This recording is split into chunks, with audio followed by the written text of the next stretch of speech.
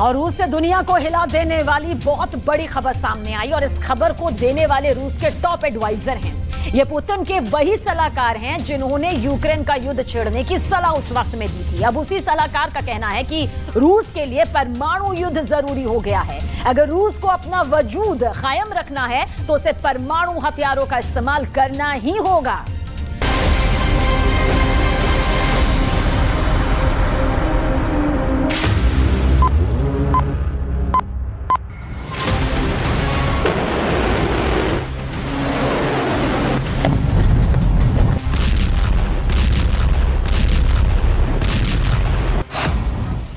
क्या दुनिया में दूसरे परमाणु युद्ध का वक्त आ गया है? क्या दुनिया में दूसरी बार परमाणु युद्ध को अंजाम देने का खाका खिंच गया है?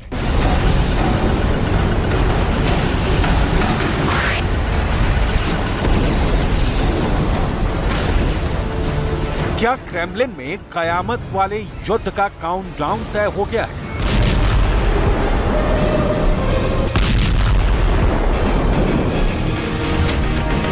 क्या पुतिन ने परमाणु युद्ध की फाइल पर अपना फाइनल फैसला सुना दिया है? क्या यूक्रेन युद्ध को खत्म करने के लिए रूस कई और देशों के साथ युद्ध लड़ने जा रहा है? क्या रूस छोटे परमाणु बमों का विस्फोट करने के लिए तैयार है? क्या जैसे दूसरे विश्व युद्ध का अंत बड़े परमाणु बम के धमाके से हुआ था, वैसे ही यूक्रेन युद्ध का अंत छोटे परमाणु बम के विस्फोट से होने वाला है? छोटे परमाणु बम का मतलब है टैक्टिकल न्यूक्लियर बम, वही बम जो रूस ने बेलारूस में फिट कर दिए हैं। ये ऐसे सवाल हैं जिसके जवाब बड़े बड़े देशों की खुफिया एजेंसियां तलाश रही हैं, क्योंकि रूस के राष्ट्रपति के टॉप एडवाइजर ने बहुत बड़ी चेतावनी जारी की है। पुतिन के टॉप सलाहकार का कहना है कि रूस परमाणु हथियारों के पहले इस्तेमाल के लिए तैयार है। परमाणु हमले की शुरुआत करने में रूस को कोई परेशानी नहीं है। परमाणु हथियारों का पहला प्रयोग रूस के लिए उचित है।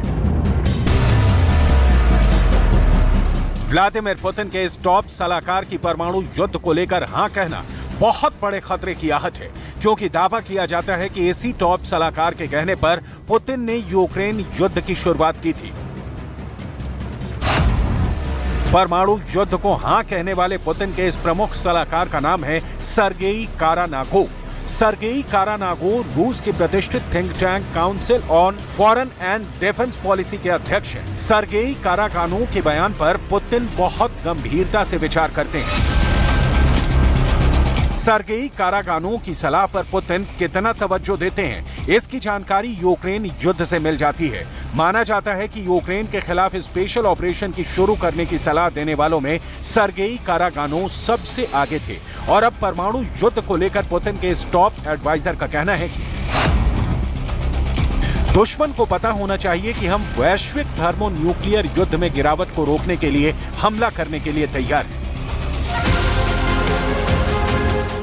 सर्गेई कारानागो ने परमाणु हमले की बात अपने एक लेख में किया है। एक मुश्किल लेकिन जरूरी फैसला शीर्षक वाले अपने लेख में सर्गेई कारानागो ने लिखा है, सभ्यता को समाप्त करने वाले परमाणु युद्ध को रोकने के लिए रूस को परमाणु हथियारों के उपयोग की सीमा को कम करने और एक छोटे नियंत्रित योग्य हमले की शुरुआत करने पर विचार करने की आवश्यकता है, जो नाटो गठबंधन को विभाजित करेगा और सुनिश्चित करेगा कि रूस यूक्रेन के खिलाफ विजयी हो।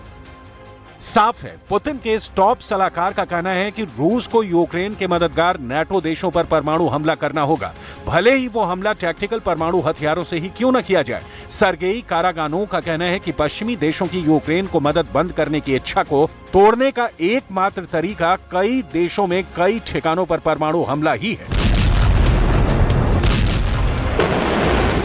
ऐसा इसलिए भी संभव है क्योंकि पश्चिमी मीडिया का दावा है कि रूस ने यूक्रेन के साथ साथ यूरोप को भी अपने परमाणु घेरे में ले रखा है। रूस में छोटे बड़े सभी तरह के परमाणु बम तैनात हैं। रूस के परमाणु बम बेलारूस में एक्टिव हो गए हैं। रूस के टैक्टिकल न्यूक्लियर बम क्राइमिया में लगे हुए हैं। रूस के परमाणु हथियार काला सागर में मौजूद हैं। रूस के परमाणु बम बाल्टिक सागर में भी होने का दावा है। रूस की तरह ही कलिनिनग्राद में भी छोटे बड़े सभी तरह के परमाणु हथियार लगे हुए हैं। अगर अपने इस न्यूक्लियर गेम को पुतिन ने अंजाम तक पहुंचाया तो पूरे यूरोप का गेम ओवर हो सकता है। अगर ऐसा हुआ तो दुनिया ऐसा धमाका देखेगी, ऐसी तबाही की गवाह बनेगी, ऐसा खौफनाक मंजर पूरी पृथ्वी पर छा जाएगा जिसकी बराबरी हिरोशिमा और नागासाकी में हुए परमाणु धमाके मिलकर भी नहीं कर पाएंगे। पुतिन को इसका बखूबी अंदाजा है। वो रूस के परमाणु बमों की विध्वंसक शक्ति से वाकिफ है। यही वजह है कि रूस के परमाणु बमों से पूरी दुनिया डरती है। रही बात परमाणु युद्ध की, तो पश्चिमी मीडिया का दावा है कि अगर पुतिन जंग के मैदान में रूस को कमजोर पाते हैं तो हताशा में वो परमाणु हथियारों के इस्तेमाल को मंजूरी दे सकते हैं। ब्रिटेन की प्रमुख विदेश नीति थिंक टैंक चैथम हाउस ने एक रिसर्च जारी की है। इस रिसर्च में रूस और यूरेशिया विशेषज्ञ कीर जाइल्स ने चेतावनी दी है कि ऐसी आशंका है कि पुतिन यूक्रेन में परमाणु बम का इस्तेमाल करने की कोशिश कर सकते हैं। पुतिन परमाणु हमले का आदेश दे सकते हैं अगर पारंपरिक जीत का दावा करने की कोई संभावना नहीं बचती है। जिस क्षण पुतिन को लगेगा कि उनके विकल्प समाप्त हो गए हैं, वो परमाणु हथियारों का इस्तेमाल कर सकते हैं।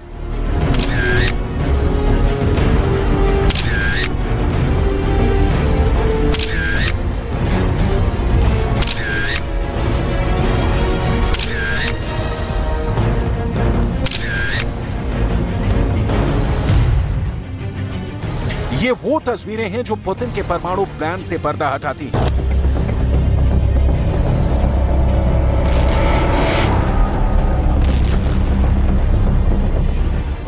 ये वो तस्वीरें हैं जिससे बहुत बड़े युद्ध का खतरा पैदा हो गया है।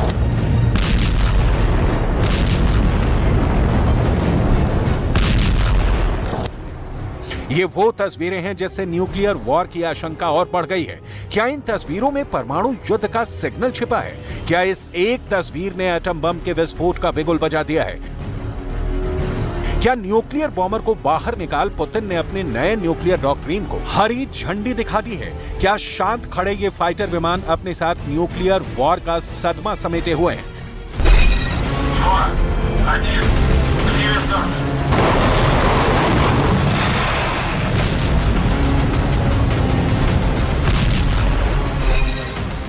दुनिया को इन तस्वीरों में यूक्रेन युद्ध का क्लाइमेक्स क्यों दिख रहा है?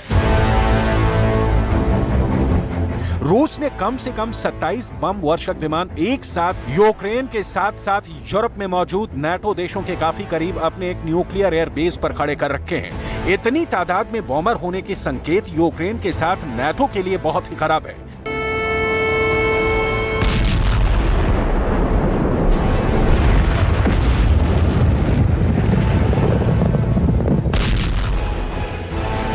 परमाणु युद्ध से दुनिया का हर एक देश खौफ खाता है, क्योंकि परमाणु युद्ध एक ऐसा हथियार है जिसकी काट अब तक दुनिया का कोई देश नहीं बना पाया है। न्यूक्लियर बम का जवाब सिर्फ न्यूक्लियर बम से ही दिया जा सकता है, या फिर युद्ध में हार मानकर। क्योंकि युद्ध के तराजू पर पारंपरिक युद्ध के मुकाबले परमाणु युद्ध का पलड़ा हमेशा भारी रहता है। मिसाइल युद्ध भी परमाणु युद्ध के आगे कहीं नहीं ठहरता। बड़ा से बड़ा विध्वंसक बम भी परमाणु बम के सामने बेअसर साबित होता है। इसी बीच रूस से आई एक तस्वीर ने परमाणु युद्ध की आशंका को और बढ़ा दिया है।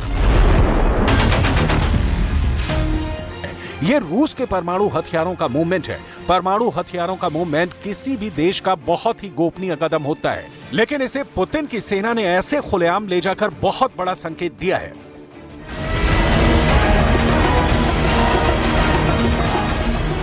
बड़ा सवाल है, क्या पुतिन अपने परमाणु बमों को लॉन्चिंग प्लेटफॉर्म तक पहुंचा रहे हैं? क्या रूस की न्यूक्लियर फोर्स यहां परमाणु बम सेट कर रही है? क्या इस न्यूक्लियर मूवमेंट का मतलब परमाणु युद्ध है? ऐसा रूस ने पहली बार नहीं किया है। यूक्रेन युद्ध के दौरान रूस ने कई बार अपने परमाणु हथियारों को ऐसे खुलेआम दिखाया है। पहला मूवमेंट, दूसरा मूवमेंट, तीसरा मूवमेंट। जमीन से मार करने वाली किसी भी परमाणु मिसाइल को ठीक ऐसे ही साइलों में फिट किया जाता है।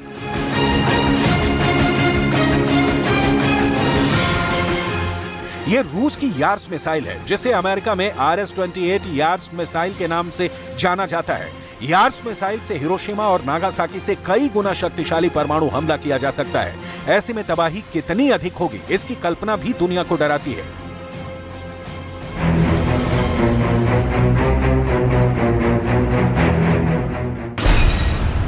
रूस ने एक मिसाइल को मॉस्को से 180 किलोमीटर दूर टवर्के में सेट किया है, जो मॉस्को से उत्तर पश्चिम में है। टवर से यूक्रेन 795 किलोमीटर दूर है। एस्टोनिया की दूरी 875 किलोमीटर है। लातविया 790 किलोमीटर दूरी पर है। लिथुआनिया 890 किलोमीटर पर है। ये सभी नाटो देश हैं जो पुतिन के परमाणु निशाने पर हैं।